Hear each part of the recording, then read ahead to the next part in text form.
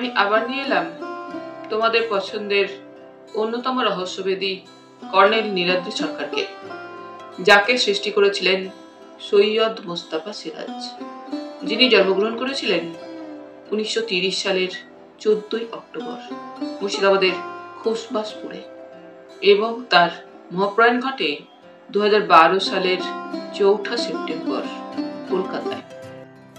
আজ আমি গল্পটি সংগ্রহ করেছি কিশোর কর্নেল সমগ্র 4র্থ খণ্ড থেকে, যে বইটি প্রকাশনার দায়িত্বে ছিলেন দেশ পাবলিশিং।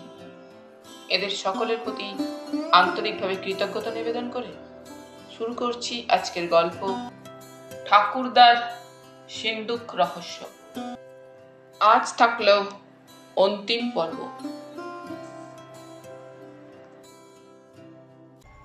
আমার ফিয়াট গাড়িটা কিছুদিন থেকে বেগরবাই করছিল। গত সপ্তাহে মেকানিকের পাল্লায় পড়ে জব্দ হয়েছে। পরদিন সোমবার সকাল 8টায় বেরিয়ে 34 নম্বর জাতীয় সড়কে গাড়িটা যেন পক্ষীরাজের মতো উড়ে যাচ্ছে। কর্নেল আবার বাঁদিকে বসেছিলেন, তার গলা থেকে ঝোলানো ক্যামেরা আর বাইনোকুলার। পিঠে যথারীতি আটা তার প্রসিদ্ধ কিট ব্যাগ, যার ভিতর একজন মানুষের জন্য দরকারি অসংখ্য জিনিস ঠাসা। কোনা দিয়ে উঁকি মারছিল প্রজাপতি ধরার জন্য অদ্ভুত একরকম জালের লম্বা হাতল। মাঝে মাঝে তিনি বাইনোকুলারে পাখি দেখছিলেন, নাকি অন্য কিছু তা বলা কঠিন। এটা ওর এক বাতিক। মাঝে মাঝে তিনি আমাকে সাবধান করে দিচ্ছিলেন যেন গতি কমায়। ঘন্টা আড়াই চলার পর তিনি বললেন, সামনে ডাইনে একটা পিচ রাস্তা ঘুরতে হবে যন্ত্র। রাস্তাটা সংকীর্ণ, কখনো যাত্রী বোঝাই বাস, কখনো ট্রাক, লরি, টেম্পো, কখনো বা সাইকেল ভ্যানের আনাগোনা। তাই এবার সাবধানে যেতে হচ্ছিল। রাস্তাটা মাখ নিতে নিতে চলেছে। দুধারে কখনো গ্রাউন্ড, কখনো পাকা ধানে ভরা আদিগন্ত মাঠ, দূরে নীলাভ কুয়াশা আর মাঝে মাঝে জলাভূমি, জঙ্গল। তারপর হঠাৎ ছোট্ট বাজার, বাস স্ট্যান্ড। আধ ঘন্টা পরে বাঁদিক থেকে আরেকটা পিচ রাস্তা এসে এই রাস্তার সঙ্গে মিশে একটু চওড়া হলো। কর্নেল বাইনোকুলারে সামনেটা দেখে নিয়ে বললেন, বাবুগঞ্জ এসে গেছি বলতে পারো। ওই দেখো বাঁদিকে একটা ছোট্ট নদী, বেহুলা নদী হবে। বলে তিনি মাথার টুপি খুলে টাকে হাত বুলিয়ে নিলেন। বললুম, সামনে যা ভিড়ভাট্টা দেখছি, ওর ভিতরে ঢুকলে কি সহজে বেরোতে পারবো? কর্নেল বললেন, আমরা বাবুগঞ্জের ভিতর ঢুকবো না। তাহলে আমরা যাচ্ছি কোথায়? বাবুগঞ্জের পূর্ব প্রান্তে একটুখানি এগোলেই নদীর ধারে সেচ দপ্তরের বাংলো। একটু অবাক হয়ে বললুম, আপনি কি আগে কখনো এসেছেন? না। তাহলে কেমন করে জানলেন? কর্নেল আমাকে থামিয়ে দিয়ে বললেন, জানা খুবই সোজা। কলকাতা সেচ দপ্তরের এক বড় কর্তাকে ফোন করে রাস্তার হাল হদিস সব জেনে নিয়েছি। তুমি যখন কাল দুপুরে খাওয়ার পর ডিফানে চিত হয়ে ভাতঘুমে ডুব দিয়েছিলে, তখন এইসব জরুরি কাজ ছেড়ে নিয়েছিল। হ্যাঁ, এবার বাঁদিকে মোরাম বিছানো পথে চলো। বাঁদিকে গাছপালার ভিতরে একতলা দোতলা বাড়ি আর ডান দিকে শাল সেগুনের জঙ্গল। জিজ্ঞেস করলুম, এই জঙ্গলটা কি সরকারি বন সৃজন প্রকল্পের রূপায়ণ? কর্নেল হাসলেন, বাহ, বেশ বলেছ, এটা তাই। শাল সেগুন এই মাটির স্বাভাবিক উদ্ভিদ নয়। তাহলে এই জঙ্গলে বাঘ ভালুক নেই? না, নিরামিষ জঙ্গল বলতে পারো। তবে শীতের প্রকোপে জঙ্গলের তাজা ভাবটা নেই। শরৎকালে এলে ভালো লাগত। কিছুক্ষণ পরে সামনে উত্তরে একটা উঁচু জমির উপর মনোরম বাংলোটা দেখা গেল। নিচু পাঁচিলের ওপর কাঁটাতারের বেড়া, ভিতরে রং বেরঙের ফুলের উজ্জ্বলতা। আমাদের গাড়ি দেখতে পেয়েই উর্দি পরা একটা লোক গেট খুলে দিল। নুড়ি বিছানা লন পেরিয়ে ডাইনের চত্বরে গাড়ি দাঁড় করালো। একজন প্যান্ট শার্ট পরা লোক নমস্কার করে বলল, কর্নেল সাহেব কি আমাকে চিনতে পারছেন? কর্নেল গাড়ি থেকে নেমে বললেন, কি আশ্চর্য সুবিমল, তুমি এখানে এসে জুটলে কবে? আগে গত মার্চ মাসে। মালঞ্চতলার ক্লাইমেট সহ্য হচ্ছিল না, তাই বড় সাহেবকে ধরাধরি করে বাড়ির কাছে বদলি হয়ে এসেছি। তোমার বাড়ি কি বাবুগঞ্জে? না স্যার, নদীর ওপারে ওই যে দেখছেন ঝাঁপুইহাটিতে। তো গত রাত্রে ইঞ্জিনিয়ার সাহেব ফোন করে জানালেন আপনি আসছেন, শুনেই মনটা নেচে উঠল। চলুন স্যার, এদিকটা বেজায় ঠান্ডা। কর্নেল বললেন, আলাপ করিয়ে দিই, সুবিমল হাজরা এই বাংলোর কেয়ারটেকার, জলচর। জলচর পাখির খবর ওর নখদর্পণে। সুবিমল, জয়ন্ত চৌধুরীর নাম তুমি শুনে থাকবে, দৈনিক সত্যসেবক পত্রিকার বিখ্যাত সাংবাদিক। সুবিমল হাজরা আমাকে নমস্কার করে বলল, কি সৌভাগ্য, আপনার ক্রাইম স্টোরির আমি ফ্যান। একটু অবাক হয়ে বললুম, এখানে দৈনিক সত্যসেবক পত্রিকা আছে? কোন পত্রিকা আসে না তাই বলুন স্যার। কর্নেল সাহেব আমাকে আপনার কথা বলেছিলেন যেন। অনুগ্রহ করে এদিকে আসুন আপনারা, গাড়ির চাবি নিশ্চিন্তে চণ্ডীকে দিই। চণ্ডী, সাহেবদের গাড়ি গ্যারেজে ঢুকিয়ে জিনিসপত্র পৌঁছে দাও। একজন গাট্টা ঘট্টা চেহারার লোক কখন এসে পিছনে দাঁড়িয়েছিল লক্ষ্য করিনি। সে আমাদের সেলাম দিয়ে গাড়ির ডিকি খুলতে যাচ্ছিল। বললুম, ডিকিতে কিছু নেই, আমাদের ব্যাগের ব্যাক সিটে আছে। বাংলোর দক্ষিণের বারান্দায় রোদ পড়েছে, বেতের কয়েকটা চেয়ার আর টেবিল আছে। কর্নেল সেখানে বসে বললেন, আচ্ছা সুবিমল, কাগজে পড়েছি বাবুগঞ্জে কারা নাকি কুকুর বলি দিয়েছে। সুবিমল হাসতে হাসতে বলল, এক ভদ্রলোক রেলে চাকরি করতেন, রিটায়ার করে বাড়ি ফিরে কিসব কাণ্ড করে বেড়াচ্ছেন, খামোকা যাকে তাকে ধরে তম্বি করেন। তুমি আমার জুতো চুরি করেছো। পাগল স্যার, পাগল আর কাকে বলেন। তার বোন প্রাইমারি স্কুলে মাস্টারি করেন, একটা পেল্লাই গড়নের কুকুর পুষেছিলেন। গোপালবাবু মানে সেই টিচারের দাদা, যিনি রেলে চাকরি করতেন, এসে অবধি যার তার দিকে কুকুর লেলিয়ে দিতেন। আর কুকুরটাও ছিল বজ্জাত, বাড়ির সামনে দিয়ে কেউ গেলেই তাকে কামড়াতে আসতো। কাউকে কি কামড়েছিল? কামড়ায়নি, তবে চেঁচামেচি করতো, দাঁত বের করে তেড়ে আসতো। তাই হয়তো দুষ্টু ছেলেরা রাত্রিরে কুকুরকে কোনো কৌশলে বেঁধে বলি দিয়েছিল, আর তাই নিয়ে গোপালবাবু থানা পুলিশ করে হইচই বাঁধিয়ে ছাড়লেন। মাথায় ছিট আছে স্যার। এই সময় একটা রোগা চেহারার লোক ট্রেতে কফি আর পোটাটো চিপস এনে টেবিলে রাখল। সুবিমল বলল, ঠাকমশাই। ঠাকমশাই নমস্কার করে বললেন, সুবিমল, আমি তো ইংরেজি জানি না, তুমি সাহেবকে জিজ্ঞাসা করো উনি কি খাবেন। কর্নেল মিটিমিটি হেসে বললেন, আমি ঠাকমশাই এর মুন্ডু খাবো। ঠাকমশাই সবিনয়ে বললেন, সাহেব তো ভালো বাংলা জানেন। আর সুবিমল, তুমি গত রাত্রি থেকে আমাকে ভয় দেখাচ্ছ। এক সাহেব আসবেন, তার সঙ্গে ইংরেজিতে কথা বলতে হবে। তা স্যার, আমার মুন্ডু খেতে তেতো লাগবে, তেতো বোঝেন তো স্যার? কর্নেল তার বিখ্যাত অট্টহাসি হেসে বললেন,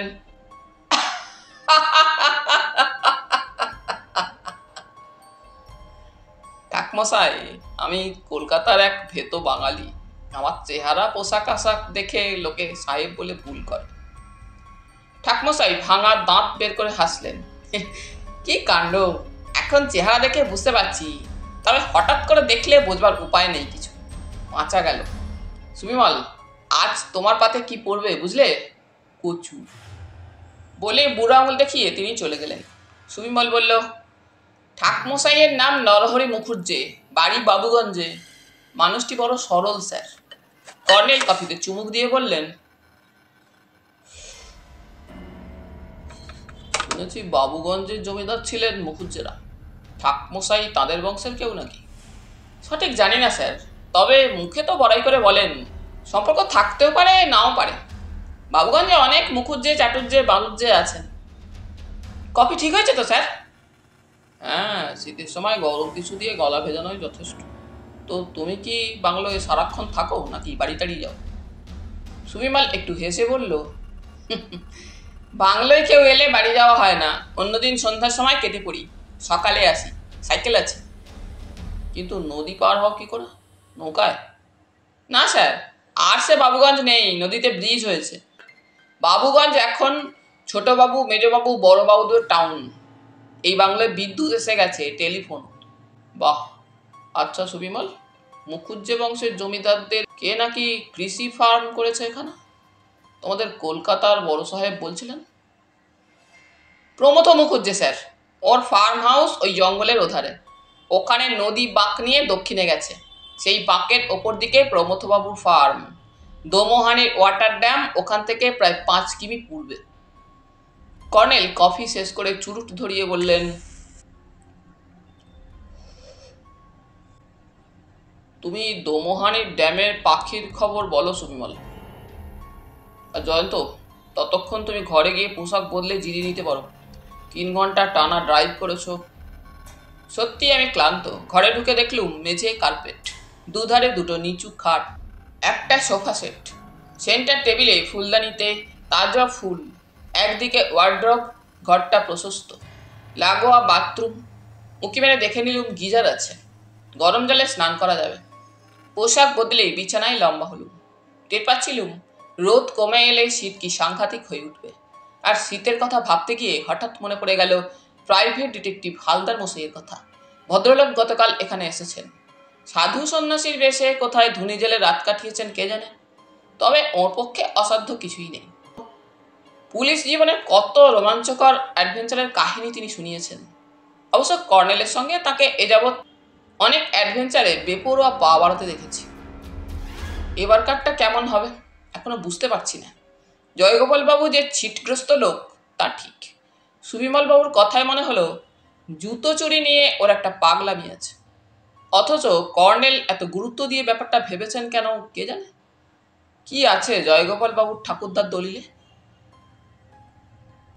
1:30টার মধ্যে স্নানাহার সেরে নিয়ে কর্নেল বলেছিলেন, আজ দোমোহানি জলাধারে পাখি দেখবার মতো সময় পাবো না, বরং বাবুগঞ্জের ভিতরটা দেখে নেওয়া যাক।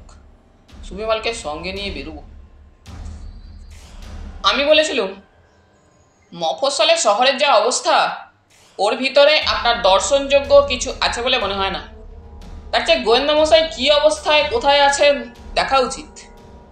কর্নেল একটু হেসে বলেছিলেন, পাশে একটা নদী, শ্মশানঘাট সেই নদীর ধারে কোথাও নিশ্চয়ই আছে। সাধু বাবার বেশে হালদার মশাই শ্মশানঘাট বেছে নিতেও পারেন। সেই সময় সুবিমল এসে গেল। এবেলা কি প্রোগ্রাম করছেন স্যার? জয়ন্ত এখানকার শ্মশানঘাট দেখতে চাইছি। সুবিমল গম্ভীর হয়ে বলল, বাবুগঞ্জের শ্মশানঘাট খুব প্রাচীন। জমিদার বাবুদের পূর্বপুরুষরা জায়গাটা নদীর তলা থেকে পাথরে বাঁধিয়ে দিয়েছিলেন, যাতে নদীর স্রোতে ধসে না যায়। বুঝুন স্যার, মালগাড়িতে চাপিয়ে বিহার থেকে সেই পাথর আনা হয়েছিল, তারপর গরু মোষের গাড়িতে চাপিয়ে বাবুগঞ্জ। বুঝুন কি এলাহি কাণ্ড। তারপর ওই শ্মশানকালীর মন্দির। জয়ন্তবাবু দেখার মতো জায়গায় দেখতে চেয়েছেন স্যার। কর্নেল চুরুটের ধোঁয়ার মধ্যে বললেন,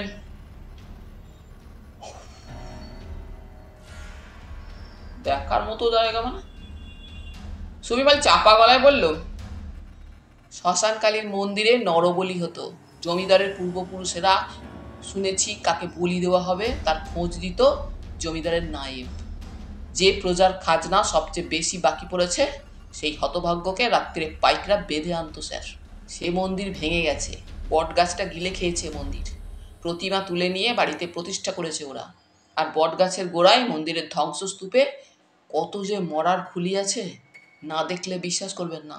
কখনো সখনো কোনো সাধু বাবা এসে খুলিগুলি জড়ো করে বসে থাকে, ধুনি জেলে চোখ বুজে মন্ত্র পড়ে।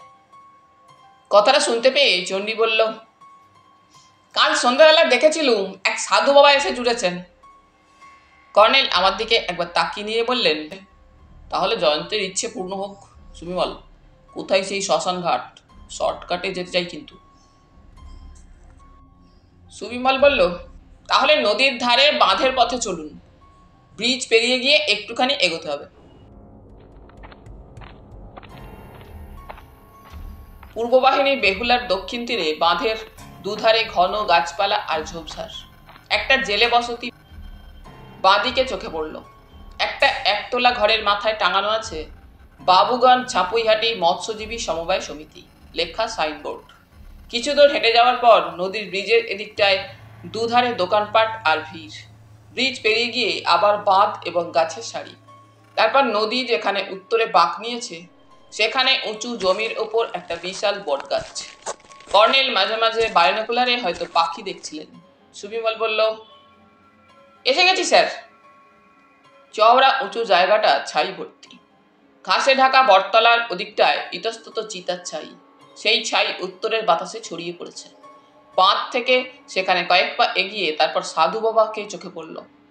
সেখানে ধুনি জেলে গায়ে কম্বল জড়িয়ে তিনি বসে আছেন। হ্যাঁ, গোয়েন্দা প্রবরই বটে। আমাদের দেখা মাত্র তিনি চোখ বন্ধ করে ফেললেন। সুবিমল একটু দূরে হাঁটু মুড়ে মাটিতে মাথা ঠেকিয়ে প্রণাম করছে দেখে হাসি পাচ্ছিল, কিন্তু কর্নেল চোখের ইঙ্গিতে আমাকে দূরে থাকতে বললেন। আমি আসতে বললুম, সুবিমল বাবু, সাধু বাবা খুব রাগী মানুষ মনে হচ্ছে, পাশেই ত্রিশূল পোতা, কিছু বলা যায় না, হঠাৎ ত্রিশূল ছুঁড়ে মারতে পারেন, চলুন ওপাশে ওই নিম গাছটার কাছে গিয়ে দাঁড়াই। কর্নেলের ব্যাপার তো জানেন, উনি সাধুদের সঙ্গে ভাব জমিয়ে তুলতে পারেন। নিমতলায় দাঁড়িয়ে লক্ষ্য করলুম কর্নেল অবিকল সুবিমলের মতো হাঁটু মুড়ে নম করলেন, তবে টুপি পরা মাথা মাটিতে ঠেকানোর অসুবিধা আছে। তারপর দেখলুম দুজনে কি সব কথা হচ্ছে। সুবিমল সতর্কভাবে একটু হেসে ফিসফিস করে বললেন, বুঝলেন জয়ন্তবাবু, সাধু বাবা কর্নেল সাহেবকে বিদেশি সাহেব ভেবেছেন। আমি সাধু বাবাদের এই ব্যাপারটা দেখেছি, সাহেব ম্যামদের খাতির করে। একটু পরে কর্নেল এসে বললেন, সাধু বাবার আশীর্বাদ নিয়ে এলুম। আমি বললুম, তাহলে আমিও আশীর্বাদ নিয়ে আসি। কর্নেল গম্ভীর মুখে বললেন, সাধু বাবা প্রতিদিন মাত্র একজনকে আশীর্বাদ করেন, তারপর যারা যায় তাদের অভিশাপ দেন। ভাগ্যিস আজ সারাদিন ওর কাছে কেউ যায়নি, নইলে আমাকে অভিশাপ দিতেন। এক সাংঘাতিক সাধু। চলো সুবিমল, এখান থেকে কেটে পড়ি। সুবিমল বাঁধে উঠে বলল, জয়ন্তবাবু নিশ্চয়ই মরার খুলিগুলো দেখতে পেয়েছেন। বললুম, হ্যাঁ দেখলুম, কত খুলি গাছে শেকড়ে আটকে আছে। সুবিমল হঠাৎ ফুঁসে উঠল, ওই হতভাগা প্রজাদের অভিশাপেই তো মুখুজ্জেদের জমিদারি ধ্বংস হয়ে গেছে। কর্নেল একটু হেসে বললেন, জমিদারি প্রথা উচ্ছেদ করা হয়েছিল স্বাধীনতার পরে, হতভাগ্যদের অভিশাপ দেরি করে লেগেছিল। দেরি কি বলছেন স্যার? প্রথম মুখুজ্জের ঠাকুরদার আমলেই নাকি সাংঘাতিক কাণ্ড হয়েছিল, তখন আমার জন্মই হয়নি। 1942 সালের আগস্ট আন্দোলনের কথা বইতে পড়েছি। আপনারা তো আমার চেয়ে বেশি জানেন। বাবার মুখে শুনেছিল আগস্ট মাসে তখন প্রচণ্ড ঝড় বৃষ্টি হয়েছিল কদিন ধরে। এক রাত্রে স্বদেশী বাবুরা জমিদারের খাজাঞ্চিখানা লুট করেছিলেন, অনেক ধনরত্ন নাকি লুট হয়েছিল। শোনা কথা, জয়গোপাল বাবুর ঠাকুরদা ছিলেন খাজাঞ্চি বাবু। ঝড় জলের জন্য তিনি বাড়ি যেতে পারেননি, তাকে বেঁধে রেখে লুট চলেছিল।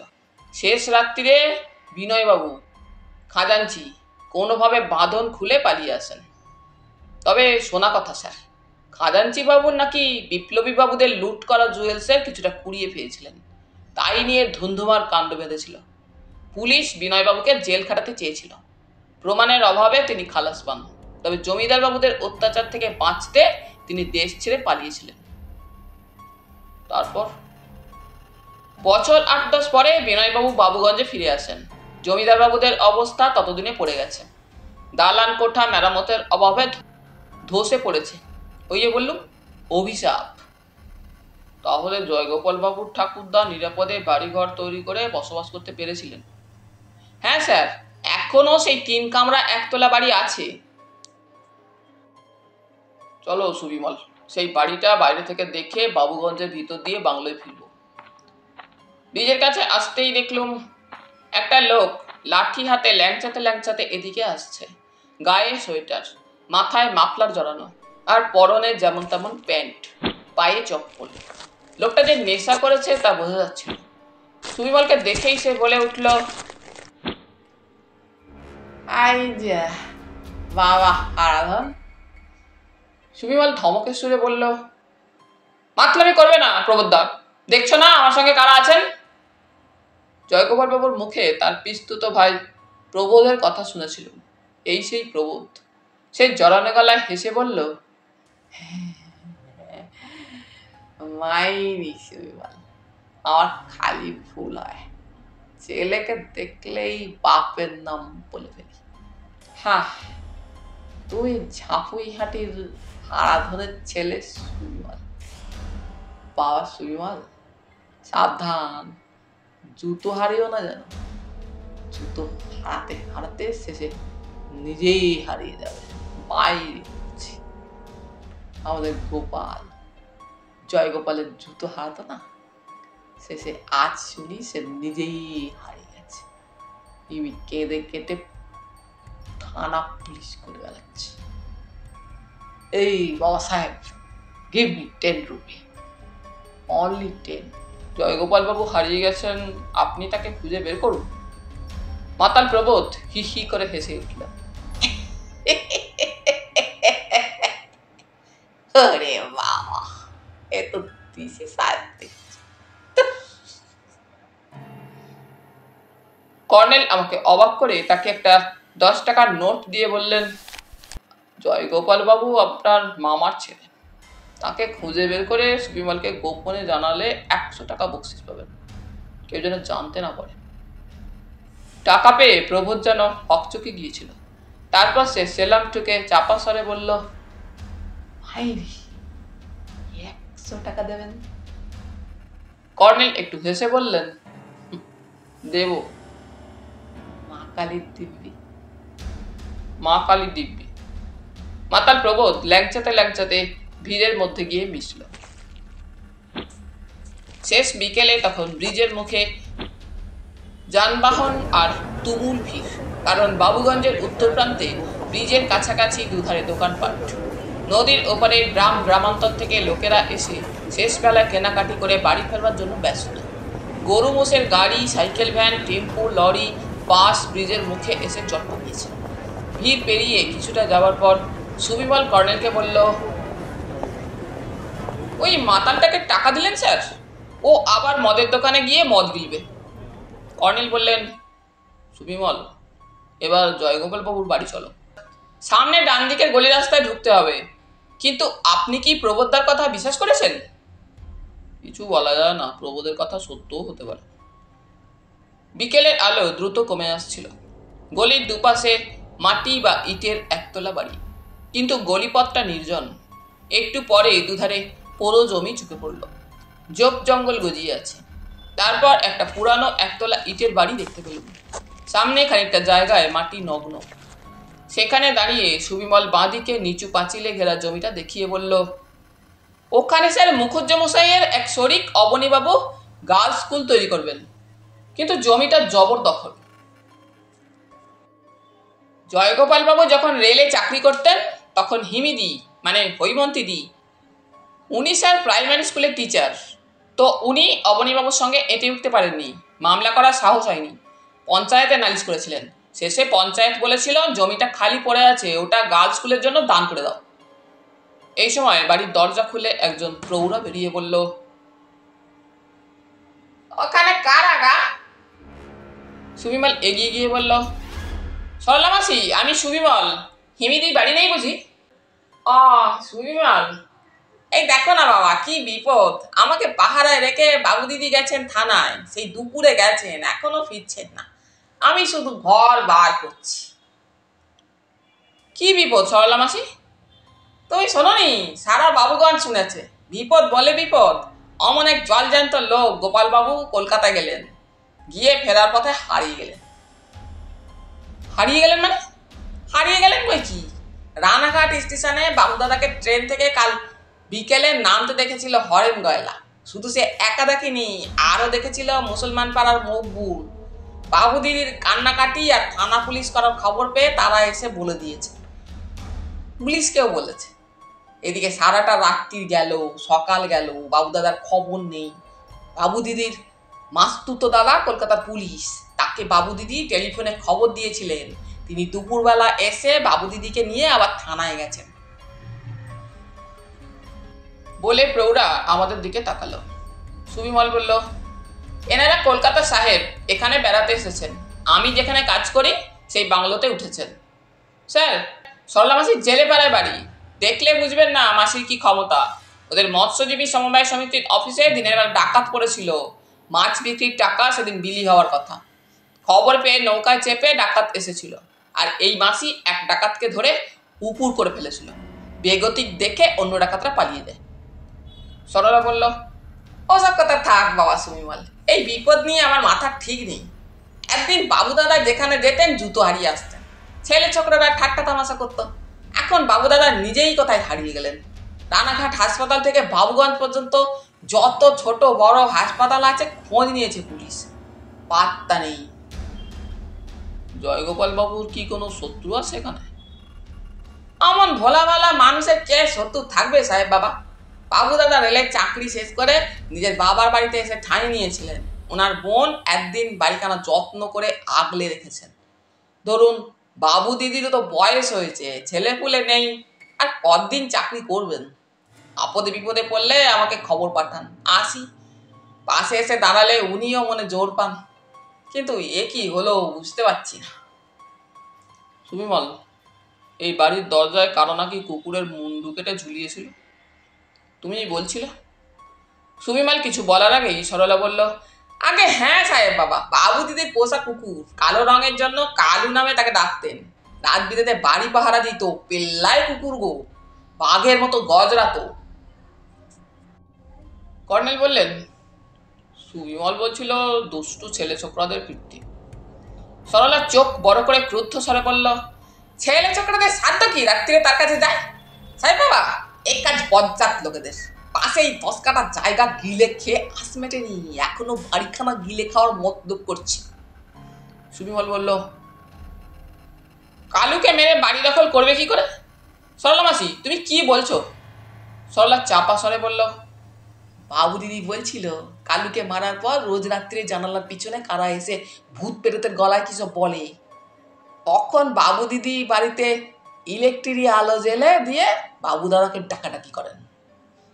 বুঝলে বাবারা, কাল সন্ধে হয়ে গেল, বাবু দাদা কলকাতা থেকে ফিরলেন না। তখন ওই গলির মুখে মণ্ডলবাবুর ছেলে বিট্টুকে বাবু দিদি পাঠিয়েছিলেন। ওর ছাত্র বিট্টু, সে আমায় ডেকে এনেছিল। তারপর রাত্রিরে ওই ভূত পেরেতের উৎপাত, জানালা খুলেই টর্চ বাতি চাল, কাকেও দেখতে পেলাম না। দৌড়ে পালানোর শব্দ শুনলুম, তখন চেঁচিয়ে বললুম, ওরে বদমাইশের দল, আমি সেই ডাকাত ধরা মেয়ে সল্লা মেছুনি, এমন চেপে ধরবো না মাছ বেঁধা করে বিঁধব। কর্নেল বললেন, ভূত পেরেতের গলায় কি বলছিল তা বুঝতে পেরেছ? সরলা বলল, সব কথা বুঝতে পারিনি, একটা কথা কানে আসছিল, জুতো। জুতো? আগে হ্যাঁ সাহেব বাবা, জুতো। সুবিমল হাসল, তাহলে দুষ্টু ছেলেদের কাজ। ছেলেদের এমন গলা স্বর হয় না, আর পায়ের শব্দ অত জোরালো হয় না। পিছনের দিকে গলির মুখে ততক্ষণে আলো জ্বলে উঠেছে, কাছে ও দূরে শাঁখ বাজছিল।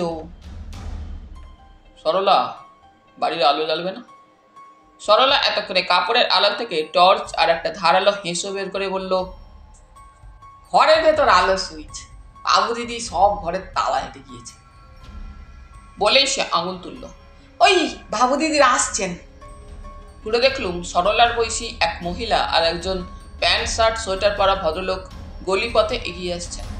কাছে এসে সেই ভদ্রলোক কর্নেলকে নমস্কার করে বললেন, নমস্কার স্যার, আপনি? কর্নেল বললেন, হ্যাঁ পরেশ, জয়গোপালবাবুর নিখোঁজ হওয়ার খবর শুনে সেচ বাংলা থেকে চলে এসেছি। বুঝলুম, ইনি কলকাতা পুলিশের সেই সাব ইন্সপেক্টর পরেশবাবু। তিনি বললেন, হিমিদি, ইনি সেই কর্নেল সাহেব, আর ইনি কর্নেল সাহেবের সঙ্গী সাংবাদিক জয়ন্ত চৌধুরী। হৈমন্তী আমাদের নমস্কার করে দ্রুত এগিয়ে গেলেন। সরলা তাকে অনুসরণ করল। কর্নেল বললেন, তোমরা থানায় গিয়েছিলে শুনলাম। সব বলছি স্যার, এখানে এত মশার মধ্যে আপনারা দাঁড়িয়ে আছেন, ভিতরে চলুন। এই সময় সামনের একটা দরজা খুলে গেল, ভিতরে উজ্জ্বল আলো। হৈমন্তী ডাকলেন, পরেশ, কর্নেল সাহেবদের এই ঘরে নিয়ে এসো। ঘরের সামনে এক টুকরো বারান্দা আছে, বাইরে সেই বারান্দায় উঠে কর্নেল থমকে দাঁড়ালেন। পরেশবাবু বললেন, কি হলো স্যার? কর্নেল পকেট থেকে তার খুদে কিন্তু জোরালো টর্চের আলো পায়ের কাছে ফেললেন। দেখলুম ছোট্ট এক টুকরো ইটের সঙ্গে বাঁধা ভাঁজ করা একটা হলদে কাগজ। কর্নেল সেটা কুড়িয়ে নিয়ে বললেন, এটা সরলা বা তোমাদের চোখে পড়ার মতো জায়গায় কখন কেউ রেখে গেছে, দেখা যাক এতে কি আছে। ঘরে ঢুকে দেখলুম এক পাশে একটা তক্তপোষ, তাতে শতরঞ্চি বিছানো আছে, আর একটা পুরানো নড়বড়ে টেবিল, 4টে তেমনই নড়বড়ে চেয়ার। দেওয়ালে পুরনো একটা ক্যালেন্ডার ঝুলছে, দেওয়ালের তাকে ঠাসাঠাসি কি সব বই। পরেশেরই কথায় আমরা তক্তপোষে বসলুম। কর্নেলের তাগড়ায় শরীরের চাপে চেয়ার যে ভেঙে যেত তা পরেশবাবু বিলক্ষণ জানেন মনে হলো। হৈমন্তী ও সরলা দুজনে ততক্ষণে সম্ভবত রান্নাঘরে আমাদের জন্য চা বানাতে গেছে। বাবুগঞ্জের সিটটা এতক্ষণে আমাকে বাগে পেয়েছে। জ্যাকেটের জিপ টেনে দিল। কর্নেল ইটের টুকরো থেকে সাবধানে ভাঁজ করা কাগজটা খুলে ফেলেছেন। চোখ বুলিয়ে তিনি পরেশবাবুকে দিলেন। পরেশবাবু পড়ার পর বললেন, কাদের এত স্পর্ধা, এভাবে চিঠি লিখে হিমিদিকে হুমকি দিয়েছে? সুবিমল ব্যস্তভাবে চাপা স্বরে জিজ্ঞেস করলেন, কি লিখেছে, কি লিখেছে? আমিও না বলে পারলুম না। চিঠিটা একবার দেখতে পারি? পরেশবাবু চিঠিটা আমাকে দিলেন। দেখলুম হলদে কাগজটার উল্টো পিঠে কীটনাশক ওষুধের বিজ্ঞাপন।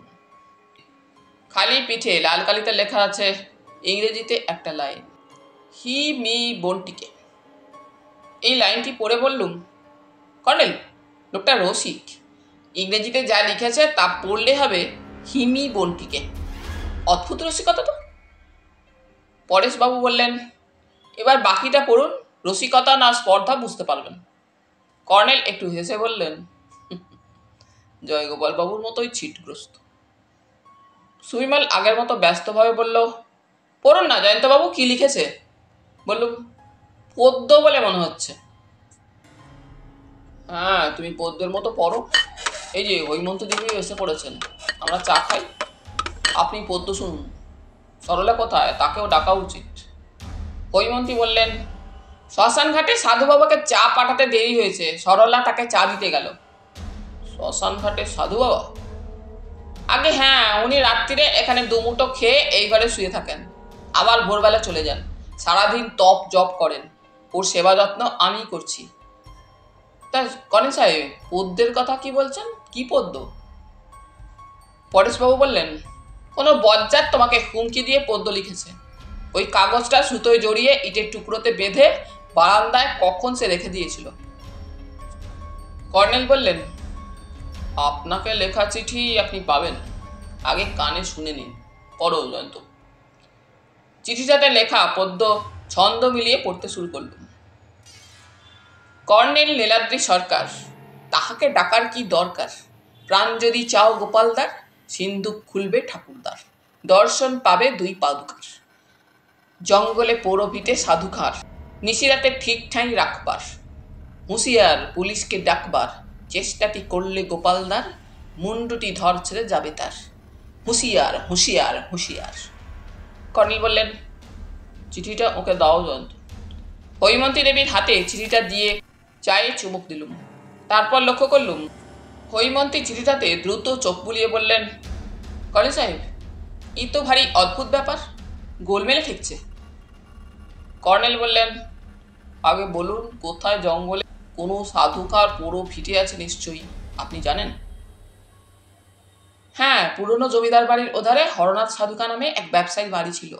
এখন তো সেই জমিদার বাড়ি ধ্বংসস্তূপ। হরনাথবাবু এখন বাজারে এসে বাড়ি করেছেন, চাল ডাল এসবের আড়তদারি ব্যবসা করেন তিনি। আপনার ঠাকুরদার সিন্ধুক কোথায় আছে? হৈমন্তী দেবী কর্নেলের দিকে একবার তাকিয়ে মুখ নামালেন, তারপর মাথা নেড়ে আসতে বললেন, জানি না। আপনার ঠাকুরদার আমি আপনার দাদার কাছ থেকে নিয়ে দেখেছি, তাতে একটা প্রাচীন সিন্ধুকের কথা আছে। কিন্তু অদ্ভুত একটা ব্যাপার লক্ষ্য করলাম, আপনাদের 3 কামরা বাড়িটা একতলা, অথচ উইলে লেখা আছে বাড়ির একটা অংশ দোতলা। এই অংশের একতলায় সিন্ধুকটা আছে। পরেশবাবু বললেন, আমি তো এ বাড়িতে ছোটবেলায় কতবার এসেছি, দোতলায় কোনো ঘর দেখিনি। যদি আমার জন্মের আগে কোনো অংশ দোতলা থাকতো, সে কথা নিশ্চয়ই জানতে পারতুম। হৈমন্তী দেবী গম্ভীর মুখে বললেন, দোতলা ঘর থাকলে তা ভেঙে যাওয়ার কোনো চিহ্ন থাকতো। আমি উইল দেখেছি, ওটা যে মুহুরীবাবু লিখেছিলেন তাঁরই ভুল বলে আমার ধারণা। কর্নেল বললেন, আপনার দাদার কি ধারণা জানেন? দাদার বিশ্বাস সিন্দুকটা কোনো ঘরে পোঁতা আছে। আপনার ঠাকুরদার পাদুকা অর্থাৎ জুতোর ব্যাপারটা কি আপনি জানেন? না, দাদা আসবার পর তার অনেকগুলো জুতো হারিয়েছিল, তারপর দাদা নিজেই হারিয়ে গেল, শেষে এই চিঠি। কে বা কারা দাদাকে কোথায় বন্দি করে রেখে ঠাকুরদার জুতো দাবি করছে, কিচ্ছু বুঝছি না। পরেশ, পুলিশ কি জয়গোপাল বাবুর অন্তর্ধানের কোনো হদিশ পেয়েছে? পরেশবাবু বললেন, বাবুগঞ্জে হরেন নামে একজন গোয়ালা আছে, সে দুধের কারবার করে, রোজ কলকাতা যাতায়াত করে। সে পুলিশকে বলেছে প্ল্যাটফর্মের ভিড়ের মধ্যে গোপালদাকে সে দেখেছিল। আর মকবুল নামে একটা লোক ডিমের কারবারি, সে স্টেশনের পিছনে বাসে চাপবার সময় গোপালদাকে দেখতে পেয়েছিল। গোপালদা হন্তদন্ত হেঁটে একটা প্রাইভেট কারের কাছে গিয়ে দাঁড়ালেন। তখন বাস ছেড়ে দেয়। কাজেই মকবুল আর কিছু দেখতে পায়নি। কাজেই পুলিশ ঠিকই সন্দেহ করেছে গোপালদা কারো প্রাইভেট কারে চেপেছিলেন, সেই তাকে সুযোগ পেয়ে অপহরণ করেছে। গাড়ির রং বা কি গাড়ি তা কি মকবুল লক্ষ্য করেছিল? গাড়িটার যা বর্ণনা মকবুল দিয়েছে তাতে অ্যাম্বাসাডার বলে মনে হয়েছে। গাড়িটার রং তত সাদা নয়, মেটে রঙের। এখন সমস্যা হলো বাবুগঞ্জে আজকাল অসংখ্য গাড়ি আছে। হিমিদির সন্দেহ অবনী মুখুজ্জের গাড়ি, কিন্তু তার অ্যাম্বাসাডার গাড়ি নেই, সাদা রঙের মারুতি আছে বলে পরেশবাবু ঘড়ি দেখলেন। তারপর উঠে দাঁড়িয়ে বললেন, হিমিদি, আমাকে 7:30টার বাসে কলকাতা ফিরতে হবে। কলেজ সাহেব, আমি একদিনের ছুটি নিয়ে এসেছিলাম। আপনি যখন এসে গেছেন আমি নিশ্চিন্ত। বাবুগঞ্জ থানার ওসি বাসুদেব ঘোষ এখানে আপনার আসবার কথা জানেন। পুলিশ সুপার তাকে খবর দিয়েছেন। বাসুদেব বাবু সেচ বাংলায় আপনার সঙ্গে আজ রাত্রেই দেখা করতে যাবেন। পরেশবাবু হৈমন্তী দেবীর সঙ্গে বাড়ির ভেতরে গেলেন। সেই সময় সুবিমল চাপা স্বরে বলল, স্যার, আমার একটা সন্দেহ হচ্ছে। কর্নেল বললেন, কি সন্দেহ? হিমিদির ঠাকুরদার সিন্দুক কোথায় লুকানো আছে তা হিমিদি হয়তো জানেন। কি করে বুঝলে? হিমিদির চোখ মুখ দেখে, সিন্দুকের কথা শুনেই উনি কেমন যেন চমকে উঠেছিলেন। কর্নেল কিছু বলার আগেই একটা ব্রিফকেস হাতে নিয়ে পরেশবাবু এলেন। তারপর আমাদের কাছে বিদায় নিয়ে বেরিয়ে গেলেন। হৈমন্তী দেবী বাইরের বারান্দায় গিয়ে তাকে বললেন, তোমাকে টেলিফোন করে সব জানাবো পরেশ। তিনি ভিতরে এলে কর্নেল বললেন, হৈমন্তী দেবী, ওই পদ্যে লেখা চিঠিটা আমার দরকার, আপনার দাদাকে উদ্ধার করার জন্য। আপনার দাদাকে উদ্ধার করার জন্য ওটা একটা মূল্যবান সূত্র। তবে একটা কথা, পুলিশকে এই চিঠির কথা যেন জানাবেন না। চিঠিটা হৈমন্তী দেবীর হাতের মুঠোয় ছিল। তিনি কর্নেলকে সেটা দিলেন। এই সময় সরলার সাড়া পাওয়া গেল। সে বাইরের বারান্দায় উঠে ঘরে ঢুকল। তার হাতে ছোট একটা কেটলি আর কাচের গ্লাস। সে বলল, গিয়ে দেখি শ্মশানঘাটে ধুনির আগুন আছে, কিন্তু সাধু বাবা নেই। ডাকাডাকি করে সাড়া পেলুম না। কর্নেল একটু হেসে বললেন, সাধু সন্ন্যাসীদের স্বভাবই ওরকম, কোথায় কখন থাকেন আবার উধাও হয়ে যান। আচ্ছা চলি, চিন্তা করবেন না, আপনার দাদাকে আশা করি শিগগির উদ্ধার করে দেব। যে পথে গিয়েছিলুম সেচ বাংলোয় সেই পথেই এসেছিলুম। ঠান্ডায় আমার হাত পা প্রায় নিঃশ্বাস। সুবিমল ঠাকমশাইকে কফির তাগিদ দিয়ে রুম হিটারের সুইচ অন করে দিল। তারপর সে বেরিয়ে গেল। তখন কর্নেলকে চাপা স্বরে জিজ্ঞেস করলুম, হালদার মশাইয়ের কানে কি কুসমন্ত দিলেন যে উনি শ্মশানঘাট থেকে উধাও হয়ে গেলেন? কর্নেল একটু হেসে বললেন, কাল বাবুগঞ্জে এসেই হালদার মশাই শ্মশানঘাটের ওদিকে ঝোপের আড়ালে সাধু সেজে গিয়েছিলেন। তারপর শ্মশানঘাটের বটতলায় ধুনি জেলে বসেছিলেন। তার বরাত ভালো, হৈমন্তীর সাধু সন্ন্যাসীদের প্রতি খুব ভক্তি আছে। সেটা অবশ্য তার পক্ষে স্বাভাবিক। তবে তার দেখা দেখি সরলারও এরকম ভক্তি আছে। সরলা কাল বিকেলে শ্মশানঘাটে এক সাধু বাবাকে দেখে হৈমন্তীকে খবর দিয়েছিল। ব্যাস। শীতের রাতে শ্মশানঘাটে কাটানো সম্ভব ছিল না বলবো না, কারণ হালদার মশাইয়ের পক্ষে পুলিশ জীবনে এমন অভিজ্ঞতা হয়েছে। কিন্তু ওখানে বসে থেকে কষ্ট করে রাত কাটিয়ে তার লাভটা কি? তার উদ্দেশ্য ছিল জয়গোপাল বাবুর বাড়ির আনাচে কানাচে ওত পেতে দুর্বৃত্তদের পাকড়াও করা। কাজেই হৈমন্তী তার সেবা যত্ন করতে চাইলে প্রত্যাখ্যান করবেন কেন? তাহলে গত রাতেই গোয়েন্দা মশাই দুর্বৃত্তদের সঙ্গে লড়াইয়ের সুযোগ পেয়েছিলেন? না, তারা আড়াল থেকে সম্ভবত দেখেছিল ত্রিশূলধারী এক সাধু বাবা হৈমন্তীর অতিথি। তা উনি আজ হঠাৎ বেপাত্তা হলেন কেন? আপনার পরামর্শে? হ্যাঁ, হালদার মশাই আমাকে খবর দিলেন জয়গোপাল বাবু বাড়ি ফেরার পথে নিখোঁজ। তার বোন থানা পুলিশ করে বেড়াচ্ছেন।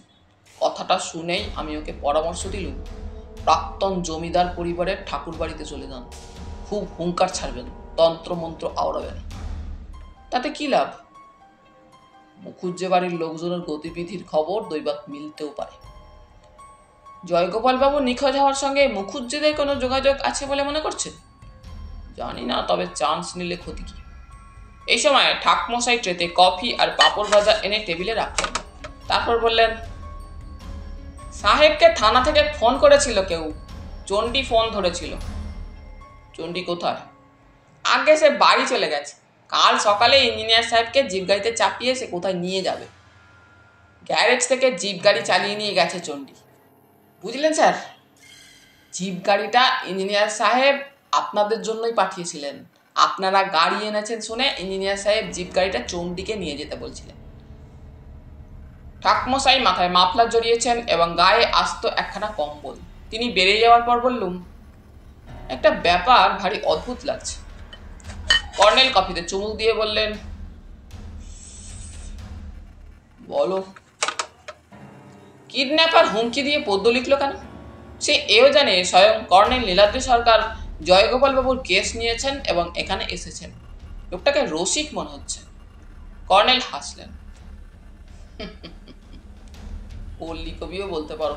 ছন্দ আর মিল দেখে মনে হচ্ছে সে অনেকদিন ধরে পদ্য লেখে। অবশ্য আমার তো মনে হয় বাঙালিরা জাত কবি। আচ্ছা কর্নেল, আপনি কখনো কবিতা লিখেছেন?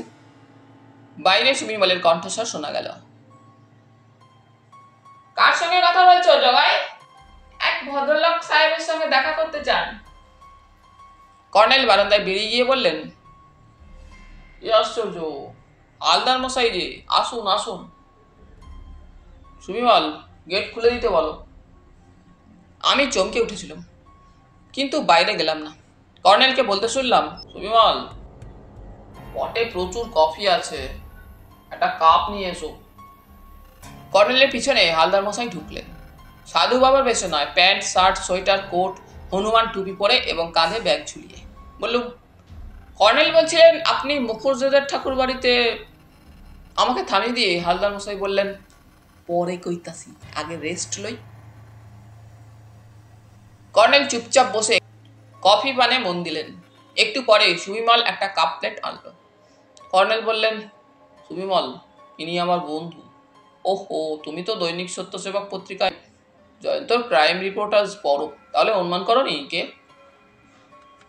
হালদার মশাই কাপে কফি ঢালতে ঢালতে বললেন, আইজ রাতে হেভি শীত পড়ছে। সুবিমল মুচকি এসে বলল, মনে পড়েছে, আপনি হালদার মশাই বলে ডাকলেন, তখন আমার অত খেয়াল ছিল না। নমস্কার স্যার, আমি ব্যাঙ্গালোর কেয়ারটেকার সুবিমল হাজরা। গোয়েন্দা এবার হাসবার চেষ্টা করে বললেন, বয়সে পোলা পান, আপনি কমু কেন? তুমিই কমু। নিশ্চয় স্যার, আপনাদের তিনজনকে একত্রে চর্মচক্ষে দেখতে পাবো তা কল্পনাও করিনি। কর্নেল মিটিমিটি হেসে বললেন, সুবিমল, বিকেলে শ্মশান ঘাটে এঁকেই তুমি নমো করেছিলে। সুবিমল চমকে উঠে বলল, কি অদ্ভুত, ইনিই সাধু বাবা সাহেব শ্মশান ঘাটে বসেছিলেন? হ্যাঁ, ওই প্রকাণ্ড ব্যাগে ওর জটা জুটো দাড়ি টাড়ি আছে। কিন্তু ত্রিশূল? হালদার মশাই, ত্রিশূল কোথায় ফেলে এলেন? সব কম, কফি খাইয়া লই, হেভি ফাইট দিচ্ছি, টায়ার্ড। কর্নেল বললেন, সুবিমল, হালদার মশাইয়ের থাকার ব্যবস্থা করতে হবে। সুবিমল বলল, কোনো অসুবিধা নেই স্যার, ইঞ্জিনিয়ার সেন সাহেব এসে যে ঘরে থাকেন সেই ঘরে ওর থাকার ব্যবস্থা করছি। আমি ঠাকমশাইকে বলে আসি একজন গেস্ট এসেছেন। সে বেরিয়ে যাওয়ার পর হালদার মশাই ফু দিয়ে দ্রুত কফি শেষ করলেন। তারপর যা বললেন তার সংক্ষেপে এই। কর্নেলের কথা মতো সন্ধ্যায় হালদার মশাই শ্মশানঘাট থেকে উঠে বাবুগঞ্জের ভিতর দিয়ে হেঁটে যান। তার নিজস্ব হিন্দিতে জমিদারদের ঠাকুরবাড়ির পথ জিজ্ঞেস করে চলতে থাকেন। তারপর নিজের খেয়ালে সোজা ঠাকুরবাড়িতে না ঢুকে পিছনে ধ্বংসস্তূপের মধ্যে ঢুকে পড়েন। ততক্ষণে সন্ধ্যারতি শেষ হয়েছে। হালদার মশাই পাঁচিল ডিঙিয়ে ঢুকতে চেয়েছিলেন, কিন্তু ঠাকুরবাড়ির ভিতরের চত্বরে উজ্জ্বল আলো। তিনি কি করবেন ভাবছেন, হঠাৎ পিছন থেকে টর্চের আলো এসে তার উপরে পড়ে। বেগতিক দেখে তিনি ত্রিশূল তুলে হুঙ্কার দিয়ে ফেলে যান, কিন্তু তার পিছন থেকে কেউ তাকে জাপটে ধরে। জোর ধস্তাধস্তি চলতে থাকে। মরিয়া হয়ে হালদার মশাই তাকে লাইসেন্সড রিভলভার বের করে টর্চের দিকে গুলি ছোড়েন। টর্চের কাচ গুঁড়ো হয়ে টর্চ ছিটকে পড়ে। সামনের লোকটা আর্তনাদ করে ওঠে। এদিকে যে পিছন থেকে তাকে জাপটে ধরে মাটিতে ফেলেছিল, সে হালদার মশাই হাতে রিভলভার দেখে এবং গুলির শব্দ শুনে বাপরে বাপরে, ডাকাত ডাকাত বলে চেঁচাতে চেঁচাতে রাস্তার দিকে ছুটে যায়। লোকেরা লাঠি সোটা বল্লম নিয়ে ছুটে আসতে পারে ভেবে হালদার মশাই ত্রিশূলের কথা ভুলে গিয়ে ওর ওই ঝোলাটি চেপে ধরে দৌড়তে থাকেন। নাক বরাবর দৌড়ে নির্জন পিচ রাস্তা পেয়ে যান। তারপর টর্চের আলো জেলে সামনের সালের জঙ্গল দেখে ঢুকে পড়েন। জঙ্গলের ভিতরে সাধু বাবার বেশ বদলে প্যান্ট শার্ট সোয়েটার কোট আর হনুমান টুপি পরে জঙ্গল থেকে বেরোচ্ছেন। সেই সময় দেখতে পান পাশের একটা মোরাম রাস্তা দিয়ে একটা গাড়ি আসছে। তিনি লক্ষ্য করেন ওটা জিপ গাড়ি। হাত তুলে গাড়ি দাঁড় করিয়ে তিনি সেচ বাংলার কথা জিজ্ঞেস করেন। জিপের চালক বলে এই মোরাম রাস্তা ধরে চলে যান। কর্নেল বললেন, ইঞ্জিনিয়ার মিস্টার সেনের জিপ গাড়ি, চণ্ডী গাড়িটা নিয়ে যাচ্ছিল। যাই হোক, বোঝা যাচ্ছে আমাকে তো বটেই, আপনাকেও শত্রুপক্ষ চেনে। এটা একটা ভাববার কথা। তো ওসব পরে ভাবা যাবে।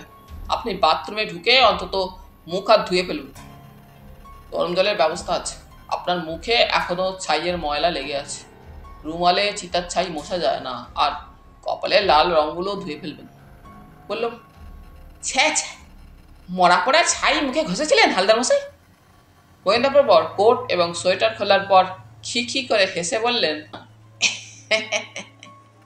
সে ছাই না, কাঠপুরাইয়া ধুনি জাল ছিলাম সেই ছাই।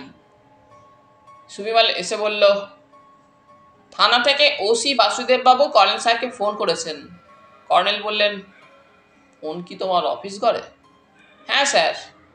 কিছুক্ষণ পরে হালদার মশাই মুখ হাত ধুয়ে বাথরুম থেকে বেরিয়ে এলেন।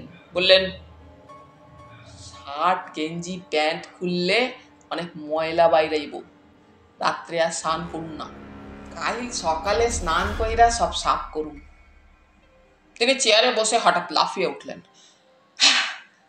ওই যা, কি হলো হালদার মশাই? বাঘছাল খান জঙ্গলে ফেলাইয়া আইছে, কাল দিনে গিয়ে খুঁজে পাবেন। এই সময় কর্নেল ফিরে এলেন। জিজ্ঞেস করলুম, ওসি ভদ্রলোককে কেমন বুঝলেন? কর্নেল একটু হেসে বললেন, মজার কথা শোনো হালদার মশাই, শুনুন। ওসি বাসুদেব ঘোষ কথা প্রসঙ্গে বললেন, একটু আগে অবনী মুখার্জি নামে এক ভদ্রলোক তার একজন কাজের লোককে সঙ্গে নিয়ে থানায় গিয়েছিলেন। হৈমন্তী দেবী নাকি কলকাতা থেকে প্রাইভেট ডিটেকটিভ এনেছেন। সেই ডিটেকটিভ সাধু বাবার ছদ্মবেশে মুখার্জিবাবুদের ঠাকুর বাড়িতে ঢোকার জন্য উঁকি দিচ্ছিলেন। অবনীবাবুর দুজন লোক তো দেখতে পেয়ে তাকে তাড়া করে। ঠাকুর বাড়িতে ডিটেকটিভ ঢুকবে কোন সাহসে? তো ডিটেকটিভ তার এই লোকটাকে লক্ষ্য করে গুলি ছোড়েন। ভাগ্যিস গুলি এর টর্চের মাথায় লেগে কাজ গুড়িয়ে গেছে।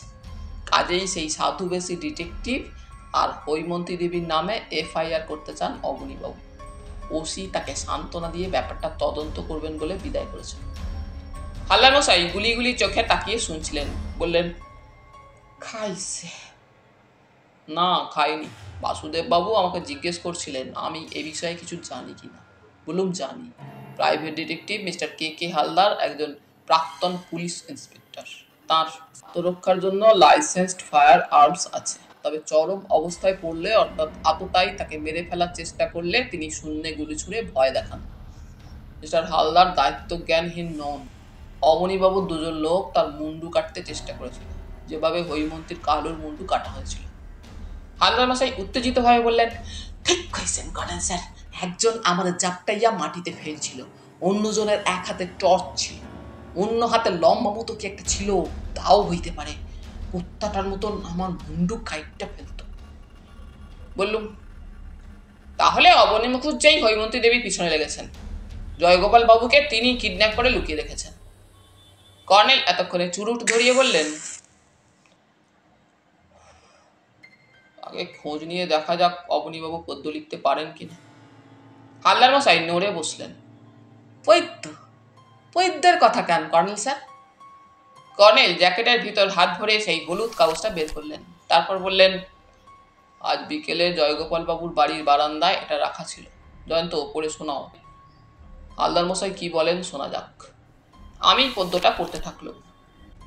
কর্নেল ডাকার কি দরকার, প্রাণ যদি চাও গোপালদার, সিন্দুক খুলবে ঠাকুরদার, দর্শন পাবে দুই পাদুকার, জঙ্গলে পোড়ো ভিটে সাধু খাঁর, নিশিরাতে ঠিক ঠাঁই রাখবার, হুঁশিয়ার পুলিশকে ডাকবার চেষ্টাটি করলে গোপালদার, মুন্ডুটি ধর ছেড়ে যাবে তার, হুঁশিয়ার হুঁশিয়ার হুঁশিয়ার। হালদার মশাইয়ের গোফের দুই ডগা তীর তীর করে যথারীতি কাঁপছিল। ফোঁস করে শ্বাস ছেড়ে তিনি বললেন, ঠাকুরদার সিন্দুক, দুই পাদুকা মানে দুইখান জুতা, জয়গোপাল বাবুর 5 জোড়া জুতা চুরি গেছে। জুতা ঠাকুরদার জুতা। জুতা চাই কেন? জুতা কি আছে? কর্নেল চুটে ধোঁয়ার মধ্যে বললেন, 1942 খ্রিস্টাব্দের আগস্ট বিপ্লব। গোয়েন্দা প্রবর বললেন, কি কইলেন? বাবুগঞ্জের জমিদারের খাজাঞ্চিখানা লুট হয়েছিল। হ্যাঁ?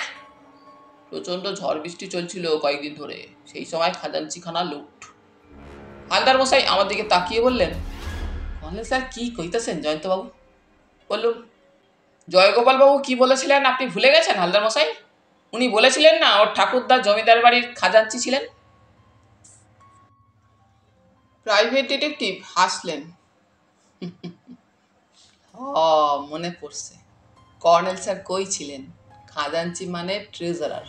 তা ট্রেজারার ভদ্রলোকের জুতা একদিন পরে চায় কারা? কেন চায়? বললুম, আমার ধারণা। কথায় বাধা পড়ল। পর্দা তুলে সুবিমল ঢুকে বলল, আপনারা 9টায় ডিনার খেয়ে নিলে ভালো হয় স্যার। ঠাকমশাই বড্ড শীত কাতরে মানুষ, বয়সও হয়েছে। কর্নেল ঘড়ি দেখে বললেন, ঠিক আছে, 9টায় আমরা খেয়ে নেব। সুবিমল বেরিয়ে গেলে হালদার মশাই বললেন, জয়ন্তবাবু কি কইতাছিলেন যে? কর্নেল চোখ কটমটিয়ে আমার দিকে তাকালেন। রাত বিরেতে জুতোর কথা বললেই ভূত পেতের দল জানালার কাছে এসে জুতো চাইবে, সাবধান জয়ন্ত। হালদার মশাই খি খি করে হেসে উঠলেন।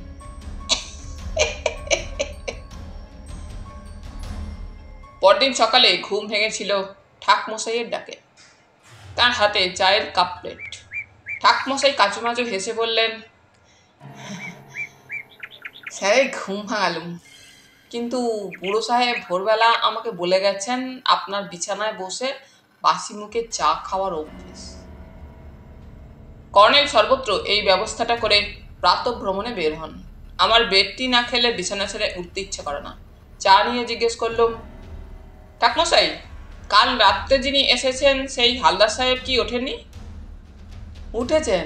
বুড়ো সাহেব বেরিয়ে যাওয়ার পর উনি উঠে আমার কাছে চা চাইলেন, ওকে চা দিয়ে আপনাকে দিতে এলুম। ঠাকমশাই বেরিয়ে যাওয়ার পর চা খেয়ে বাথরুমে গেলুম।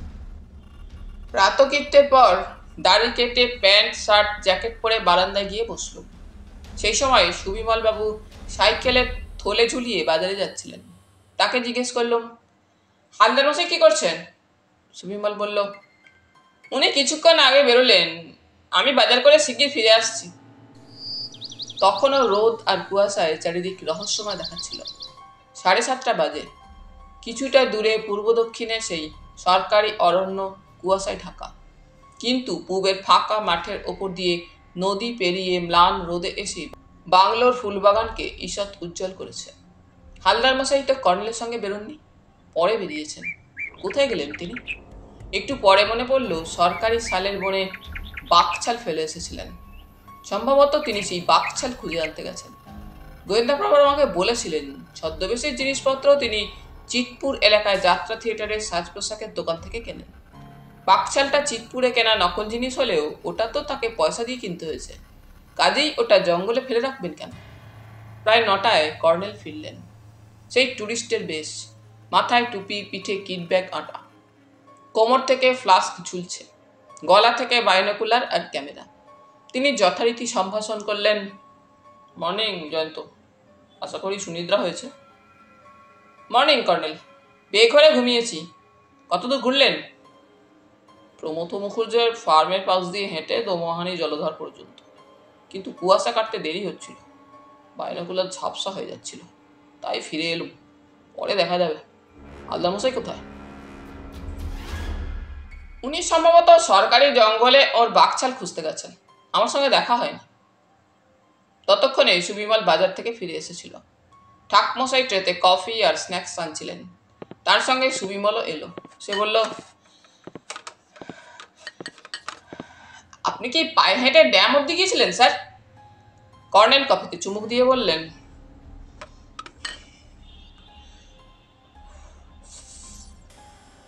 হ্যাঁ, কিন্তু বড্ড কুয়াশা, ওবেলায় গাড়িতে যাবো। বড় মুখুজ্জের ফার্ম দেখলেন? দেখলুম, নিচে পাঁচিলের ওপর কাঁটাতারের বেড়া, বাইনোকুলারে যতটা দেখা যায় দেখলুম। ঠাকমশাই চলে গিয়েছিলেন। সুবিমল এবার চাপা স্বরে বলল, দোমোহানির এক মেছুনির নাম রানী, তাকে রানীদি বলে ডাকি। পথে তার সঙ্গে দেখা হলো। তার কাছে 1/2 কিলো পাবদা মাছ ছিল। মাছগুলো দিয়ে রানীদি বলল প্রায় 1.5 কিলো পাবদা ছিল। আসবার পথে বড় মুখুজ্জের ডাকে ফার্মে ঢুকেছিল সে। মাছ ওজন করার সময় রানীদি এক পলকের জন্য নাকি জয়গোপালকে দেখেছে। ঘর থেকে বেরিয়েই ঘরে ঢুকে গেল। রানীদি জানে জয়গোপাল বাবুকে খুঁজে পাওয়া যাচ্ছে না। সুবিমলের কথা শুনে হতবাক হয়ে গিয়েছিল, কিন্তু কর্নেল একটু হেসে বললেন, তোমার রানীদি জয়গোপাল বাবুকে এক পলক দেখেছে, আমি বাইনোকুলারে মিনিট 3 দেখেছি। ফার্মের পশ্চিমে গেট, গেটের ভিতর ঢুকলে বাঁদিকে প্রমথবাবুর বাংলো, একেবারে মডার্ন ফার্ম। প্রমথবাবুও পোশাকে আমার চেয়ে বেশি সাহেব। ড্রেসিং গাউন পরে বারান্দায় ইজি চেয়ারে বসে গায়ে রোদ নিচ্ছিলেন। আমি দক্ষিণ পূর্ব কোণে পাঁচিলের মাথায় বাইনোকুলার রেখে তাকে দেখছিলাম, আর তার পাশে একটা চেয়ারে বসে আদি অকৃত্রিম জয়গোপাল বাবু চা পান করছিলেন। কিন্তু বেশিক্ষণ দেখা হলো না। একটা তাগড়াই অ্যালসেসিয়ান কুকুর টের পেয়ে দৌড়ে আসছিল। আমি রাস্তার অন্য পাশে একটা আখের জমিতে ঢুকে পড়লাম। অ্যালসেসিয়ানের মুখের পাশে একটা সন্ডা মার্কা লোকের মুখ দেখল। পিচ রাস্তায় কাকেও না দেখতে পেয়ে সে কুকুরটাকে নিয়ে অদৃশ্য হলো। সুবিমল বলল, অদ্ভুত ব্যাপার স্যার, জয়গোপাল দা নিজেই নিজেকে লুকিয়ে রেখেছেন তাহলে। চেপে যাও, আর ঠাকমশাইকে বলো আমরা 9:30টায় ব্রেকফাস্ট করে গাড়িতে বেরোবো। সুবিমল চলে গেলে বলল, কর্নেল, এমন তো হতেই পারে রানাঘাট স্টেশনে জয়গোপাল বাবুকে গাড়িতে লিফট দেওয়ার ছলে প্রমথবাবু বা তার লোকেরা তাকে কিডন্যাপ করে ফার্ম হাউসে রেখেছে। প্রাণের ভয়ে বেচারা চুপচাপ আছেন এবং চেয়ারে বসে চাও খাচ্ছেন। রানী মেছুনিকে দেখেই লুকিয়ে পড়েছেন। কর্নেল মিটিমিটি হাসছিলেন। আমি বললাম, আহা, ভীতু গোবেচারা লোক, প্রাণের দায়ে মানুষ অনেক কিছু করে। এবং পদ্য লিখে ঠাকুরদার সিন্ধুকে রাখা জুতো দুটো সাধুকার পুরোয় পিঠে রেখে আসতে বলে। অবাক হয়ে বললুম, কর্নেল, আপনি কি সিরিয়াসলি বলছেন? কর্নেল তার প্রসিদ্ধ অট্টহাসি হাসলেন।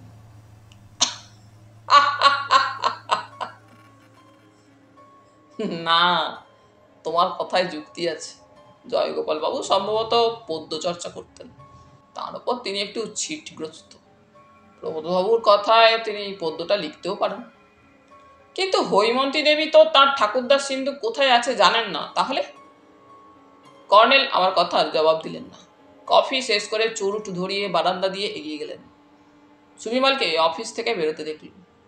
তারপর কর্নেল তার সঙ্গে অফিসে ঢুকলেন। 9:30টায় আমরা ব্রেকফাস্ট করলাম।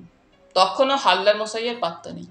কর্নেল বললেন, বলা যায় না, জঙ্গলে বাঘছাল খুঁজতে গিয়ে হালদার মশাই গোয়েন্দাগিরি করতে প্রমথবাবুর ফার্মের আনাচে কানাচে হয়তো ওত পেতে বসে আছেন। কিন্তু সমস্যা হলো, অ্যালসেসিয়ানের পাল্লায় পড়ে ফায়ার আর্মস থেকে গুলি ছুড়লে কি হবে? ব্রেকফাস্টের পর সুবিমলও আমাদের সঙ্গে আসতে চাইল। কর্নেল একটু হেসে বললেন,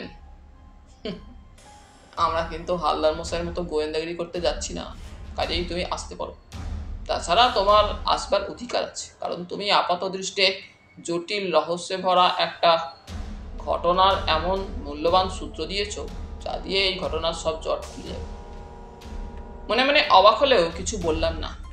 রহস্যের জট খোলার কি মূল্যবান সূত্র দিয়েছে সুবিমল, কে জানে। মোরাম রাস্তা দিয়ে গাড়ি চালিয়ে বাঁদিকে সেই শাল সেগুনে সরকারি জঙ্গল পেরিয়ে যেতে যেতে হঠাৎ কর্নেল বললেন, জয়ন্ত, গাড়ি থামাও। গাড়ি দাঁড় করিয়ে বললুম, কি ব্যাপার? কর্নেল গাড়ি থেকে নেমে বললেন, যা ভেবেছিলুম তাই ঘটেছে সম্ভবত। জঙ্গলের মধ্যে কুকুরের হাঁক ডাক কানে আসছে। সুবিমল, গাড়িতে বসে থাকো। জয়ন্ত, আমার সঙ্গে এসো তো। আমারও কানে এলো জঙ্গলের মধ্যে কুকুরের প্রচন্ড চেঁচামেচি। কর্নেলকে অনুসরণ করে জঙ্গলে ঢুকলাম। শুকনো পাতার উপর নিঃশব্দে চলা কঠিন। কুকুরের গজরানি লক্ষ্য করে কিছুটা এগিয়ে গিয়ে চোখে পড়ল এক অদ্ভুত দৃশ্য। একটা সন্ডা মার্কা গোফো লোকের হাতের চেনে আটকানো প্রকাণ্ড একটা অ্যালসেসিয়ান কুকুর। লোকটা ওপর দিকে তাকিয়ে আছে, আর কুকুরটাও ওপর দিকে মুখ তুলে বিকট হাঁক ডাক করছে। তারপরে দেখতে পেলুম একটা শাল গাছের উঁচু ডালে বসে আছেন প্রাইভেট ডিটেকটিভ হালদার মশাই। তার হাতে কোনো ফায়ার আর্মস নেই। গুঁড়ি মেরে দুজনে এগিয়ে গেল। সন্ডামার্কা গুঁফো লোকটা দাঁত বের করে নিঃশব্দে হাসছে, আর হালদার মশাই ধমক দিচ্ছে, আমার কুত্তারে গুলি কইরা মারুম, আরে লইয়ে দাও কইতাছি, সত্যি গুলি করুম। কর্নেল এবং তার পিছনে আমি একসঙ্গে উঠে দাঁড়ালাম। তারপর কর্নেল ধমক দিয়ে বললেন, এ কি হচ্ছে? এখনই অ্যারেস্ট করবো বলে দিচ্ছি। কুকুর নিয়ে ফার্মে চলে যাও, গিয়ে দেখো এতক্ষণ সেখানে পুলিশ বরমখুর্জবাবু আর জয়গোপাল বাবুকেও পাকড়াও করেছে। লোকটার দাঁত মুখ খিচিয়ে বলল, কে আপনি? ওই বাবুর মতো আপনাকেও টমকে দিয়ে গাছে চড়িয়ে ছাড়বো। ওসব পুলিশ টুলিশ আমি পরোয়া করি না। এবার কুকুরটা আমাদের দিকে ঘুরে গজরাতে থাকে। কর্নেল এক পা এগিয়ে গিয়ে বললেন, তাহলে আগে কুকুরটা, তারপর তোমার মুন্ডুটা গুলি করে উড়িয়ে দিই। বলে তিনি সত্যি জ্যাকেটের ভিতর থেকে রিভলভার বের করলেন। গাছের ওপর থেকে গোয়েন্দা প্রভাত চেঁচিয়ে উঠলেন, আমার রিভলভারটা সঙ্গে আনি নাই, হালা কুত্তার মাথা ফুটো কইরা দেন কলেছে। লোকটা রিভলভার থেকে আটকে উঠে কুকুরের চেন ছেড়ে দিয়ে গুলতির মতো উধাও হয়ে গেল। কুকুরটাও কি বুঝলো কে জানে, তখনই তার পিছনে দৌড়ে অদৃশ্য। কর্নেল বললেন, হালদার মশাই, আপনি শাল গাছে চললেন কি করে? হালদার মশাই সোজা গুড়ি বেয়ে তরতর করে নেমে এসে সামনে দাঁড়ালেন। জিজ্ঞেস করলুম, আপনার পেট অত মোটা কেন? হালদার মশাই সোয়েটার ভিতর থেকে তার বাকছালটা বের করে সহাস্যে বললেন, তারা খাইয়া বাকছাল ফেলি নাই, শুধু একখান ভুল, ফায়ার আর্মস আনি নাই। কর্নেল বললেন, আপনি বাকছাল খুঁজতে কি প্রমথবাবুর ফার্মে গিয়েছিলেন? না, বাকছাল ঠিক জায়গায় ছিল, কুড়াইয়া লইয়া ভাবছিলাম এই জঙ্গলের ওধারে বড় মুখার্জির ফার্ম, তাই সেখানে গিয়া আড়াল থেকে লক্ষ্য রাখছিল। অমনি কুত্তাটা ট্যার পাইছিল। বুঝেছি বলে কর্নেল ঘুরে মোরাম রাস্তার দিকে পা বাড়ালেন। হালদার মশাই আমাদের অনুসরণ করলেন। আমি বললুম, ভাগ্যিস গাছে চড়েছিলেন, নইলে কুকুরটা আপনার অবস্থা শোচনীয় করে ফেলত। হালদার মশাই হাসি মুখে বললেন, কইছিলাম না 35 বৎসর পুলিশের চাকরি করছি। তো কর্নেল স্যার পুলিশের কথা কইছিলেন কেন? সুবিমল বলল, হিমিদি স্কুলে চলে গেলে ওকে ডেকে আনতে হবে। কর্নেল বললেন, না, উনি কদিনের জন্য ছুটি নিয়েছেন। মোরাম রাস্তা যেখানে পিচ রাস্তার সঙ্গে মিশেছে, তার আগে শালের জঙ্গলটা শুরু হয়েছে, তাই আমাদের সামনের জঙ্গলে কিছুটা আড়াল ছিল। কিন্তু গাছের ফাঁক দিয়ে দেখলুম পিচ রাস্তায় একটা পুলিশের জিপ আর পিছনে কালো রঙের পুলিশ ভ্যান দ্রুত বাবুগঞ্জের দিকে চলে গেল। বললুম, কর্নেল, পুলিশের গাড়ি গেল। কর্নেল একটা চুরুট ধরিয়ে বললেন, এখন পুলিশ নয়, ঠাকুরদার সিন্দুক, আর সিন্দুকের মধ্যে জুতো। পিছন থেকে হালদার মশাই বললেন, কি কইলেন, কি কইলেন? আগস্ট বিপ্লব। সুবিমলকে জিজ্ঞেস করুন, সে জানে। হালদার মশাই সুবিমলকে নিয়ে পড়লেন। সুবিমল তাকে বাবুগঞ্জের বাড়িতে 1942 খ্রিস্টাব্দে আগস্ট মাসে ঝড় বৃষ্টির কাহিনী শোনাতে থাকল। বাজারে এখনই ভিড়। হালদার মশাইকে একটা খাবারের দোকানের কাছে নামিয়ে দিলুম। সুবিমল বলল, মিস্টার হালদার, হিমিদির বাড়ি চিনতে পারবেন তো? হালদার মশাই বললেন, হ্যাঁ, চিন্তা করবেন না, কুত্তার তারা খাইয়া ক্ষুধা পাইছে, কিছু খাইয়া লই। কর্নেল সুবিমলকে শর্টকাটে পৌঁছানোর পথ দেখাতে বলেছিলেন। গলিপথে ঘুরপাক খেতে খেতে নদীর ব্রিজের কাছে সেই বাজারে গিয়ে সেখান থেকে ডাইনে ঘুরে আবার একটা গলিতে ঢুকেই জয়গোপাল বাবুদের বাড়িটা চিনতে পারল। গাড়ির শব্দ শুনে বাচ্চা বাচ্চারা ভিড় করেছিল। সুবিমল ধমক দিয়ে তাদের হটিয়ে দিল। হৈমন্দি বেরিয়ে নমস্কার করে বললেন, ভিতরে আসুন আপনারা, আমি গেনুদাকে ডেকে বলে আসি গাড়ি পাহারা দেবে। সুবিমল, ভিতরে গিয়ে বসার ঘরে দরজা খুলে দাও। কাল রাতে যে ঘরে বসেছিলুম সেই ঘরে আমি ও কর্নেল বসলুম। একটু পরে হৈমন্তী ফিরে এলেন। কর্নেল বললেন, গত রাতে কোনো উৎপাত হয়নি তো? না, তবে প্রবোধদা, তাকে চেনেন কিনা জানি না। চিনি, বলুন। আপনারা চলে যাওয়ার পর প্রবোধদা মাতলামি করছিল। কিছু বলেছিলেন কি উনি? মাতলামি করে গান গাইছিল, গোপাল আছে শিবের কোলে। সরলা মাসি ওকে ধমক দিয়ে তাড়িয়ে দিল, তবে গানটা শুনে খটকা লেগেছিল। প্রবোধবাবু ঠিকই বলেছিলেন। তার মানে? পরে বলছি, আপনি বাইরের দরজা বন্ধ করে একবার বাড়ির ভিতরে চলুন। ভিতরে ঢুকে দেখলুম বাড়িটার গড়ন ইংরেজি এল অক্ষরের মতো। যে ঘরে বসেছিলুম সেটার ভিতরের দরজা পশ্চিমমুখী, এটার সংলগ্ন দুটো ঘর দক্ষিণমুখী। উঠোনের দুটো দিকে পাঁচিল, পাঁচিলের উত্তর অংশে শেষ ঘরটার সংলগ্ন টালির চালের রান্নাঘর। কর্নেল বললেন, না, দাদা সম্ভবত এই ঘরটায় থাকতেন, আর আপনি থাকেন রান্নাঘরের পাশে শেষ প্রান্তের ঘরে, তাই না? হৈমন্তী একটু চমকে বলে উঠলেন, হ্যাঁ। আপনাকে কি দাদা এসব কথা বলেছিল? কর্নেল তার কথা জবাব না দিয়ে বললেন, আপনার দাদার ঘরে তালা আটা দেখছি, ওটার ডুপ্লিকেট চাবি নেই? হৈমন্তী গম্ভীর মুখে বললেন, না, দাদা নিজের ঘরের চাবি নিজের কাছেই রাখে। কর্নেল জ্যাকেটের ভিতর থেকে একটা সাদা খাম বের করে বললেন, এর মধ্যে আপনার ঠাকুরদার উইল আছে। উইলের একটা অংশ পড়ে আমার খটকা লেগেছে, পড়ে শোনাচ্ছি। বলে তিনি সাদা খামের ভিতর থেকে আরেকটা জীর্ণ খাম বের করলেন। তার ভিতর থেকে সাবধানে এক পাতার একটা পুরু কাগজ বের করলেন। ওপরের দিকটায় স্ট্যাম্প আছে। কত টাকার স্ট্যাম্প দেখতে পেলাম না।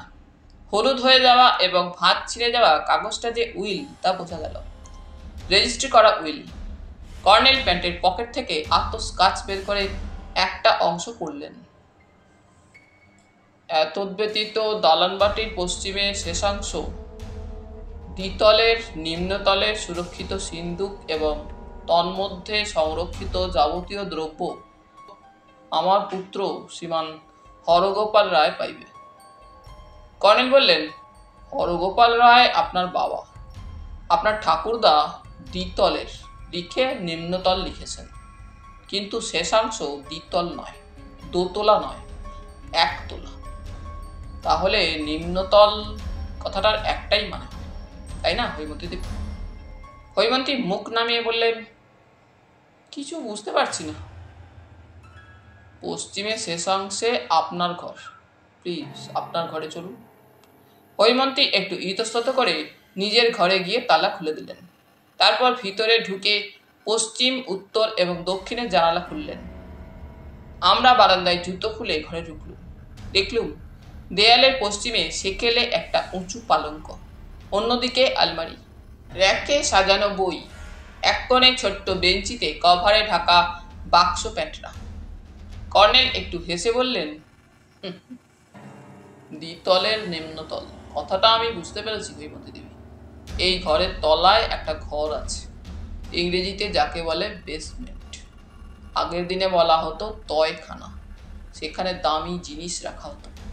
আপনার খাটের মাথার দিকে ছোট্ট বেঞ্চে বাক্স প্যাঁটরা রাখা আছে।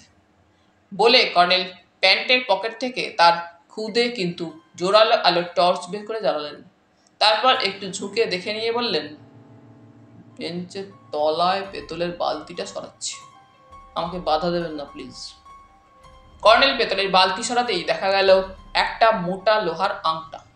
কর্নেল উঠে দাঁড়িয়ে বললেন, হৈমন্তী দেবী, লোহার এই আংটা ধরে জোরে টান দিলে লোহার চৌকো একটা পাত উঠে আসবে। নিচে সিঁড়ি আছে, নেমে গেলেই সিন্দুকটা পাওয়া যাবে। হৈমন্তী কান্না জড়ানো গলায় বললেন, কিন্তু গোপালদাকে সিন্দুকের খোঁজ দিলে সে ঠাকুরদার জুতো দুটো বের করবে। জুতো দুটোর রিলে কি আছে তা কি আপনি জানেন? কর্নেল বললেন, জানি। তার মানে এই সুবিমলের মুখে একটা ঘটনা শোনার পর তা আমি যুক্তিসঙ্গতভাবেই অনুমান করেছি। 1942 সালের আগস্ট মাসে ঝড় বৃষ্টির রাতে স্বদেশী বিপ্লবীরা জমিদারের খাজাঞ্চিখানা লুট করেছিল। আপনার ঠাকুরদা ছিলেন খাজাঞ্চি। তাকে বেঁধে রেখে ধনরত্ন লুট করা হয়েছিল। যেভাবে হোক বাঁধন খুলে আপনার ঠাকুরদা পালিয়ে আসার সময়, হ্যাঁ আমার অনুমান ঠিক, দুইবার দুটি দামি রত্ন দেখতে পান। আমার দৃঢ় বিশ্বাস রত্ন দুটি হিরে। তাই বিদ্যুতের আলোয় তার চোখ ধাঁধিয়ে দেওয়ার জন্য হীরের দুটি খণ্ড আপনার ঠাকুরদা কুড়িয়ে পান। এর পরের কাহিনী আপনার জানা। সুবিমল আমাকে বলেছে আপনার ঠাকুরদাকে জেল খাটানোর চেষ্টা করেছিলেন জমিদারবাবু। 8 বছর তিনি লুকিয়ে থাকার পর ফিরে আসেন। হৈমন্তী বললেন, আমি সব জানি, বাবার কাছে শুনেছি, কিন্তু দাদা এতদিনে রেলের চাকরি থেকে রিটায়ার করে আসার পর মুখুজ্জিদের পাল্লায় পড়েছে তা বুঝতে পেরেছিলুম। দাদাকে টাকার লোভ দেখিয়ে মুখুজ্জেরা হিরে দুটো হাতাতে চায়, তাই মিথ্যা করে জুতো চুরির গল্প শোনায়। কর্নেল হাসলেন। আপনি তাহলে জানেন? হৈমন্তী চোখ আঁচলে মুছে বললেন, আগে একটু সন্দেহ হয়েছিল, গত রাতে ওই পদ্য পড়েই বুঝেছিল এটা দাদার পদ্য, হাতের লেখা অন্যের। দাদার পদ্য লেখার অভ্যাস আছে। হালদার মশাই ফোঁস করে শ্বাস ছেড়ে বললেন, খাইছে। এই সময় বাইরে গাড়ির হর্ন শোনা গেল। কর্নেল বললেন, আপনার দাদা নিখোঁজ হয়েছিল, ওকে প্রমথ মুখুজ্জের ফার্ম থেকে পুলিশ উদ্ধার করে এনেছে। শিগগির এ ঘরের জানালা দরজা বন্ধ করে তালা এঁটে দিন, আমি বাইরে যাচ্ছি।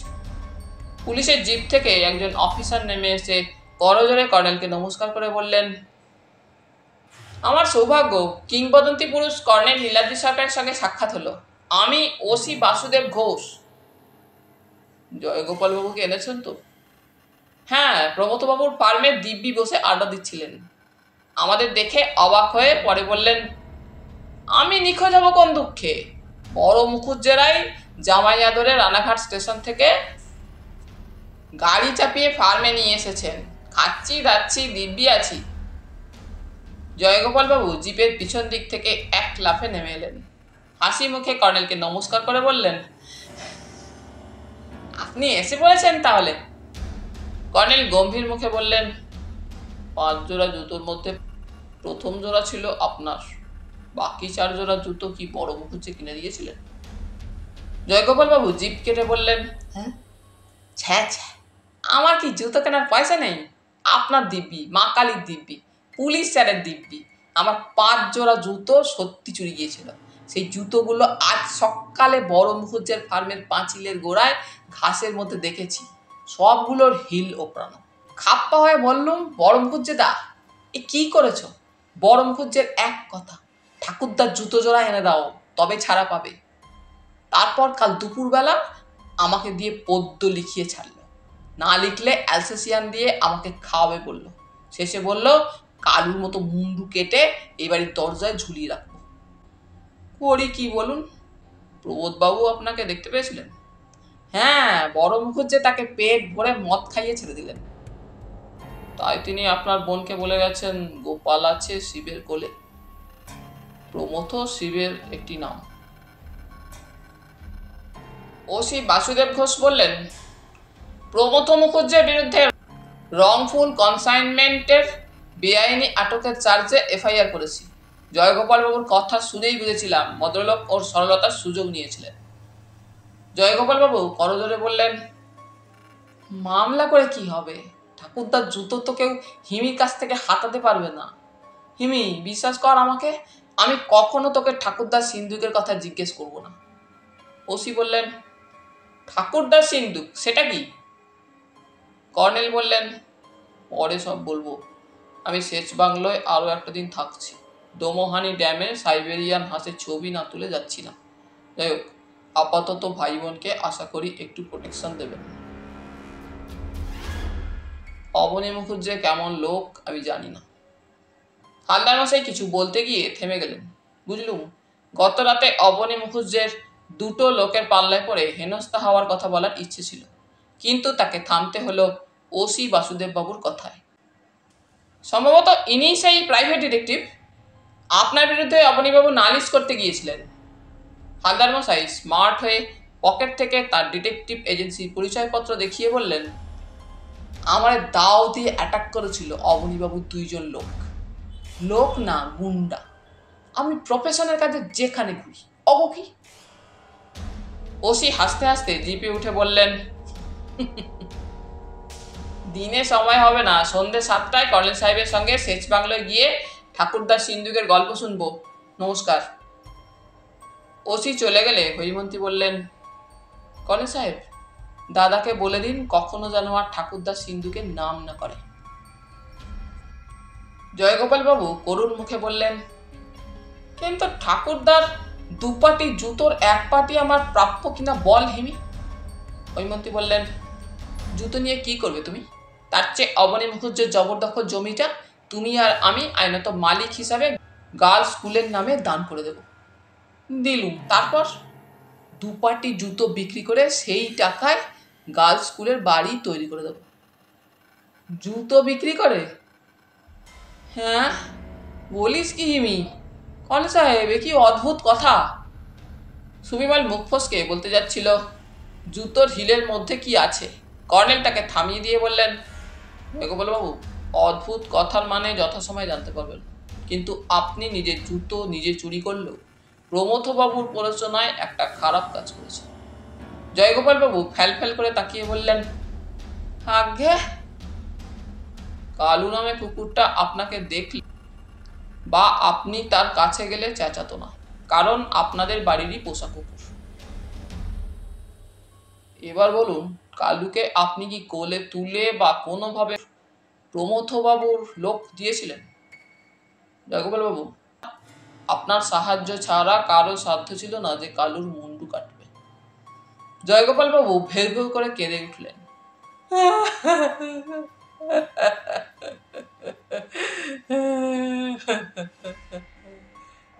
আমি কেমন করে জানবো গঞ্জা আমার কোল থেকে তাকে আচমকা কেড়ে নেবে আর কেসটা তার মুন্ডু কাটবে? অন্ধকার রাত্রি, আমাকে ঘনসা আর কেসটা ক্লাব থেকে এড়িয়ে দেওয়ার ছলে সঙ্গে এসেছিল। তারপর বলল কালুকে নিয়ে একটা মজার খেলা খেলবে। আমি কি জানতুম কি মজা?